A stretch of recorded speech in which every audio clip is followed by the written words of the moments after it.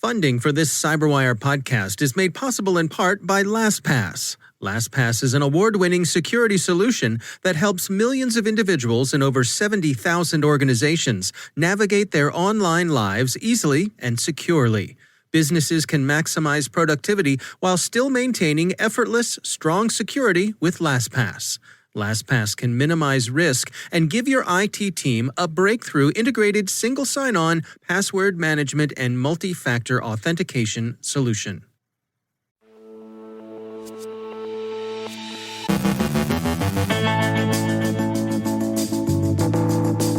Transparent Tribe updates Crimson Rat. Cuba, North Korea, and Saudi Arabia are also interested in influencing the upcoming U.S. election.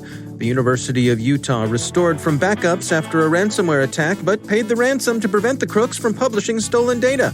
Uber's former CSO has been charged with allegedly covering up a hack the company sustained in 2016. Justin Harvey from Accenture on how the pandemic has affected incident response.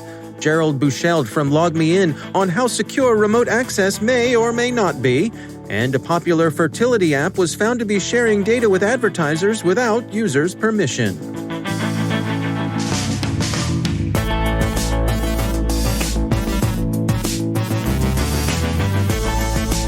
From the CyberWire studios at Data Tribe, I'm Dave Bittner with your CyberWire summary for Friday, August 21st, 2020.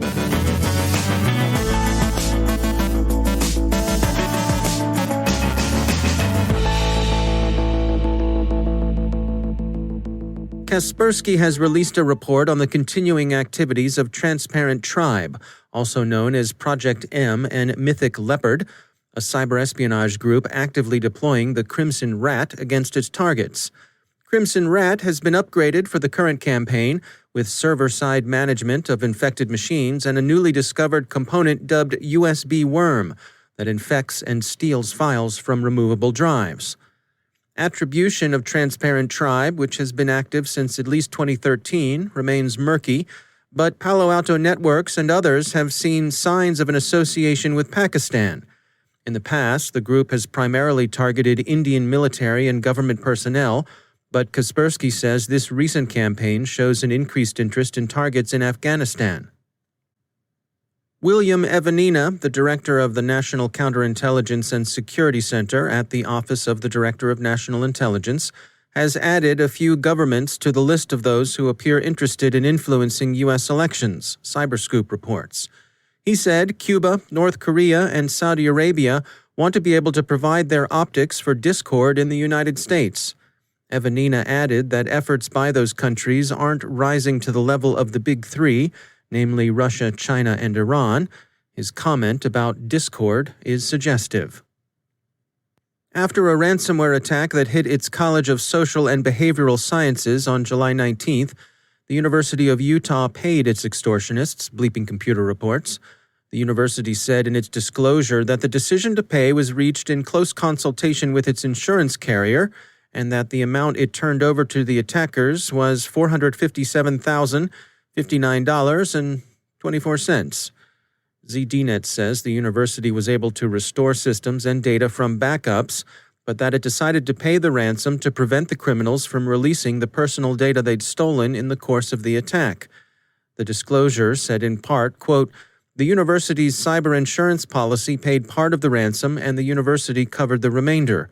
No tuition, grant, donations, state, or taxpayer funds were used to pay the ransom." End quote. Which ransomware gang was behind the attack remains undisclosed, but Emsisoft told ZDNet that the attack looked like the work of NetWalker, which has made a specialty of hitting universities. It's hard to see how paying the ransom would keep criminals from releasing data. The agreement seems unenforceable. After all, it's not really the sort of contractual transaction one could enforce in civil court, and stolen data can quickly find their way into other hands. So there's a great deal of hope behind the decision. Emsisoft called the agreement a pinky promise made by criminals. How this high degree of uncertainty and forced misplaced trust figured into the cost-benefit calculus is unclear. There's also the problem that paying ransom encourages the growth of a bandit economy. But on balance, the insurer's involvement seems a positive sign.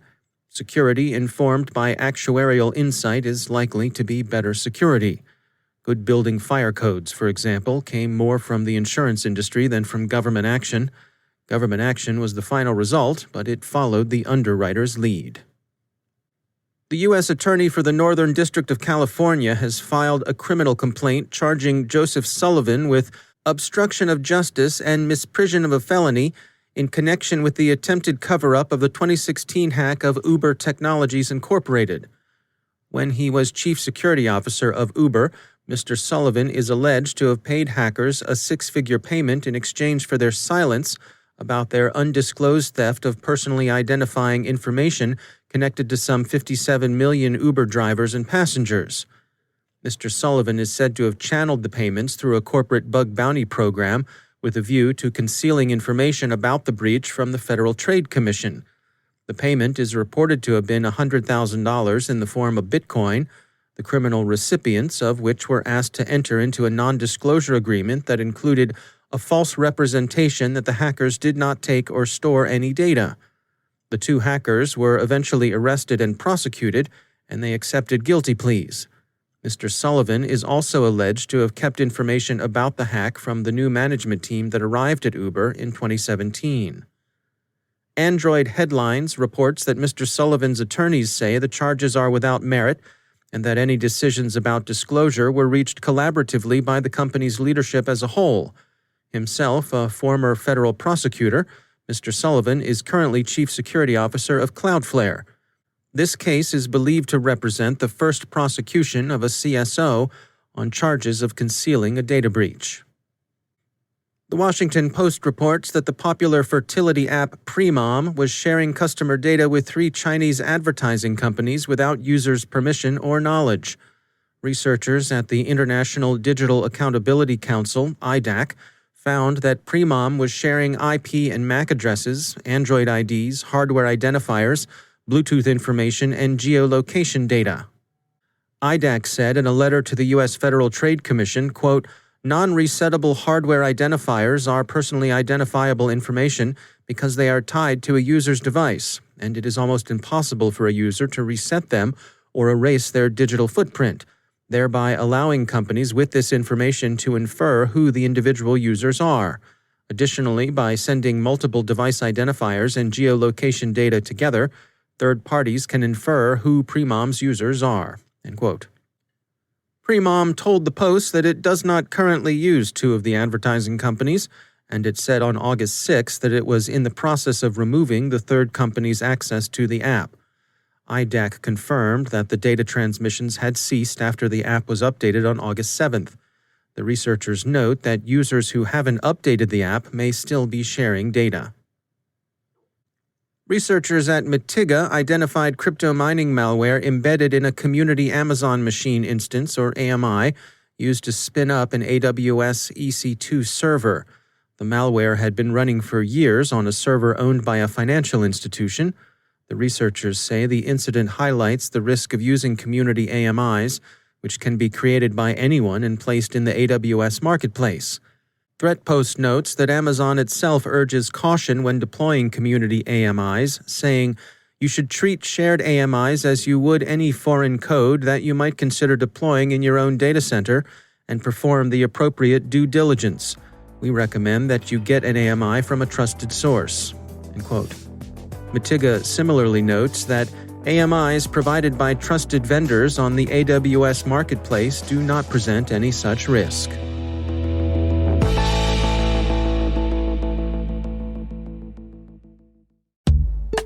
It's time to take a moment to tell you about our sponsor, Recorded Future. If you haven't already done so, take a look at Recorded Future's Cyber Daily. We look at it. The CyberWire staff subscribes and consults it daily. The web is rich with indicators and warnings, but it's nearly impossible to collect them by eyeballing the internet yourself, no matter how many analysts you might have on staff, and we're betting that however many you haven't got enough. Recorded Future does the hard work for you by automatically collecting and organizing the entire web to identify new vulnerabilities and emerging threat indicators. Sign up for the Cyber Daily email to get the top trending technical indicators crossing the web. Cyber news, targeted industries, threat actors, exploited vulnerabilities, malware, and suspicious IP addresses. Subscribe today and stay ahead of the cyber attacks. Go to recordedfuture.com/cyberwire to subscribe for free threat intelligence updates from Recorded Future. And we thank Recorded Future for sponsoring our show.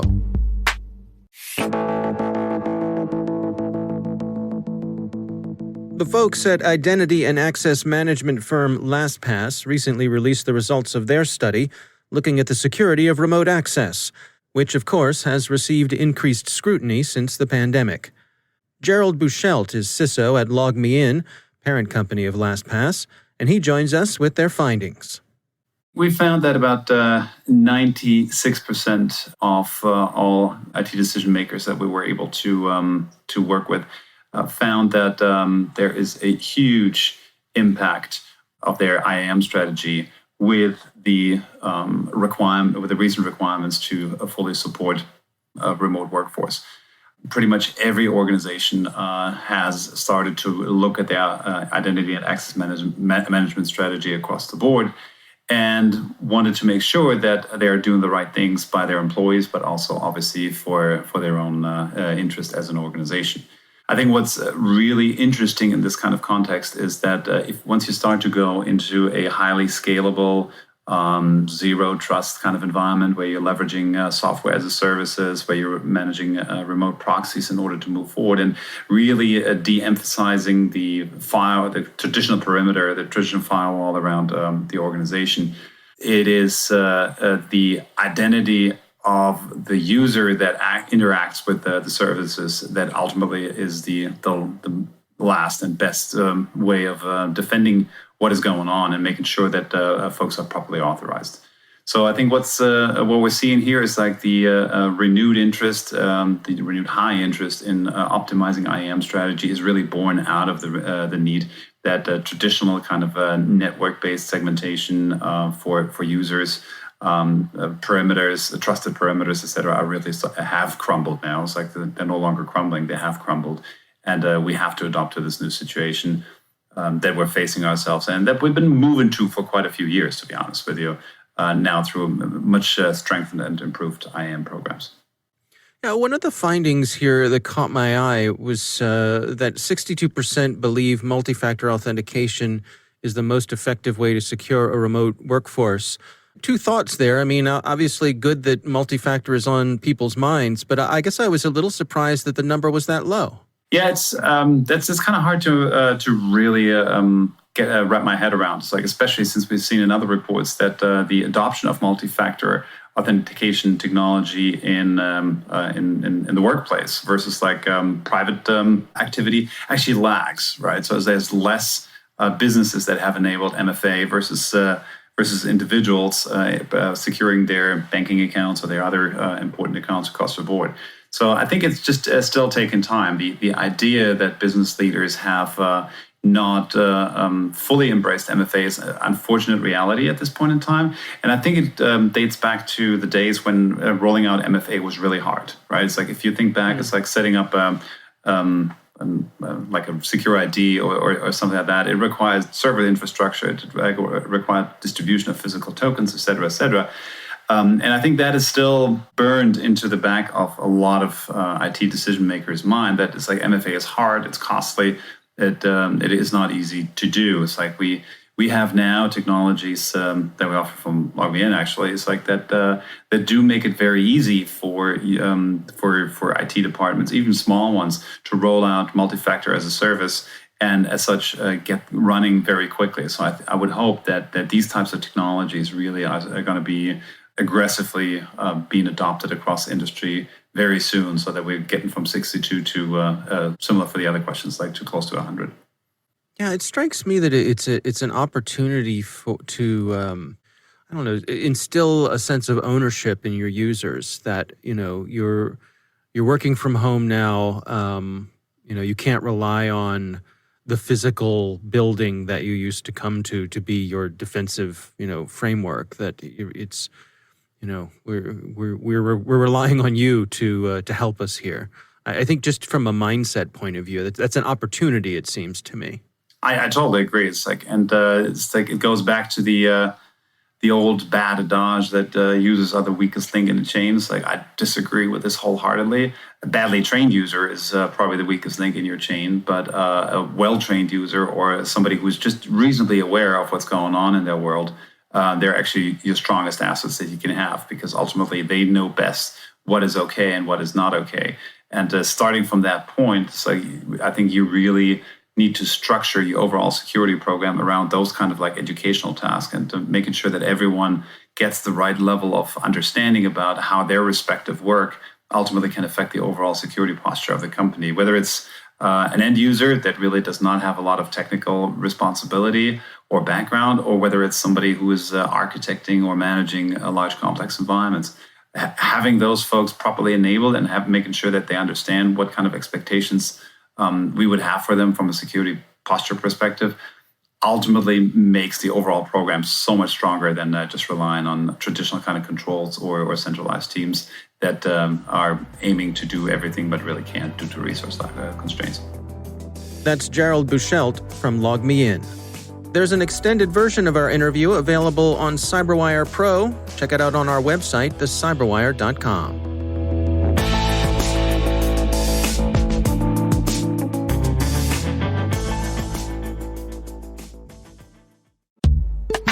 And now, a word from our sponsor, KnowBe4. Email is still the #1 attack vector the bad guys use, with a whopping 91% of cyber attacks beginning with phishing. But email hacking is much more than phishing and launching malware. Find out how to protect your organization in an on-demand webinar by Roger A. Grimes, KnowBe4's data-driven defense evangelist. Roger walks you through 10 incredible ways you can be hacked by email and how to stop the bad guys. And he also shares a hacking demo by KnowBe4's Chief Hacking Officer, Kevin Mitnick. So check out the 10 incredible ways where you'll learn how silent malware launch, remote password hash capture, and rogue rules work, why rogue documents, establishing fake relationships, and compromising a user's ethics are so effective. Details behind clickjacking and web beacons, and how to defend against all of these. Go to knowbe4.com/10 ways and watch the webinar. That's knowbe4.com/1 and 0 WAYS. And we thank KnowBe4 for sponsoring our show.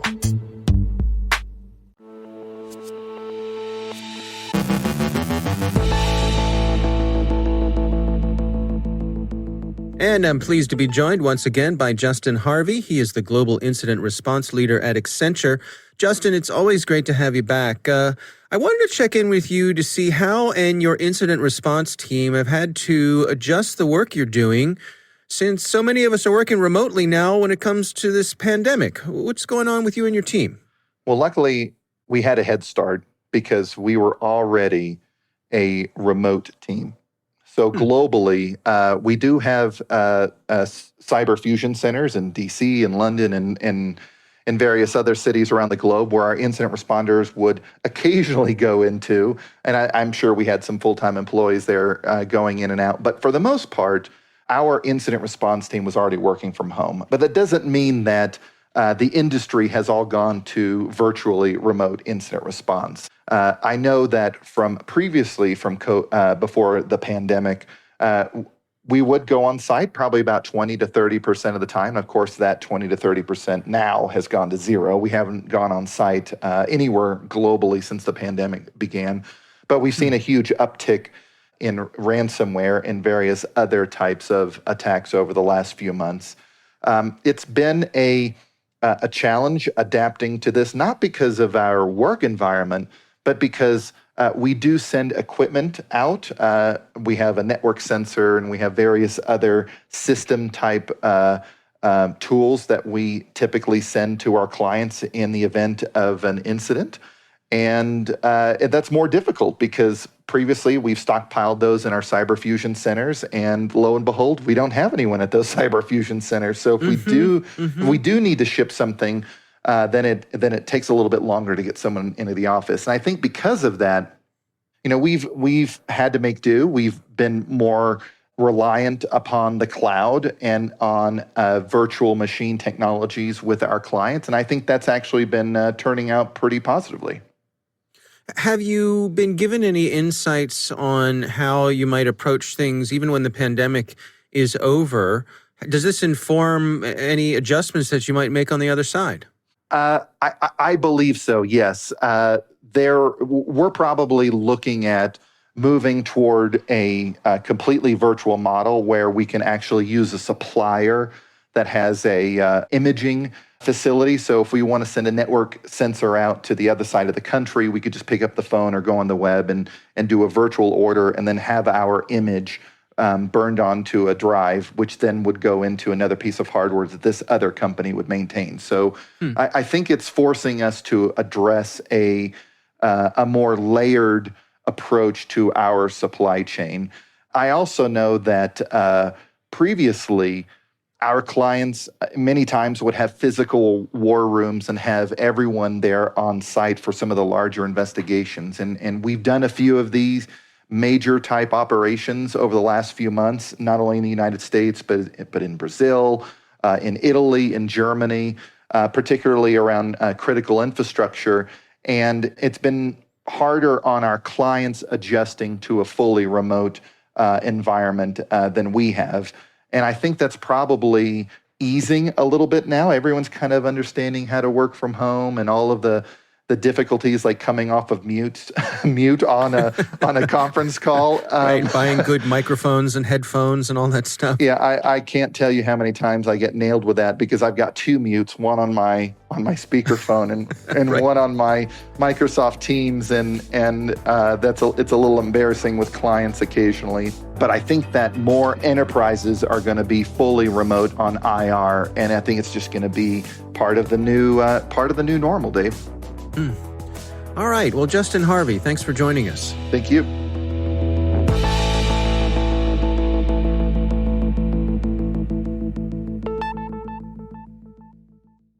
Thanks to all of our sponsors for making the CyberWire possible, especially our supporting sponsor, Proofpoint's Observit, the leading people-centric insider threat management solution. Learn more at observit.com.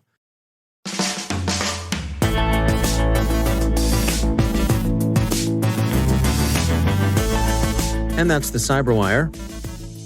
For links to all of today's stories, check out our daily briefing at thecyberwire.com. And for professionals and cybersecurity leaders who want to stay abreast of this rapidly evolving field, sign up for CyberWire Pro. It'll save you time and keep you informed. Listen for us on your Alexa smart speaker, too. If you're looking for something to do over the weekend, be sure to check out Research Saturday. This week, I speak with Craig Williams from Cisco Talos on adversarial use of current events as lures. That's Research Saturday. Check it out. The CyberWire podcast is proudly produced in Maryland out of the startup studios of Data Tribe, where they're co-building the next generation of cybersecurity teams and technologies. Our amazing CyberWire team is Elliot Peltzman, Peru Prakash, Stefan Vaziri, Kelsey Bond, Tim Nodar, Joe Kerrigan, Carol Terrio, Ben Yellen, Nick Valecki, Gina Johnson, Bennett Moe, Chris Russell, John Petrick, Jennifer Iben, Rick Howard, Peter Kilpie, and I'm Dave Bittner. Thanks for listening. We'll see you back here next week.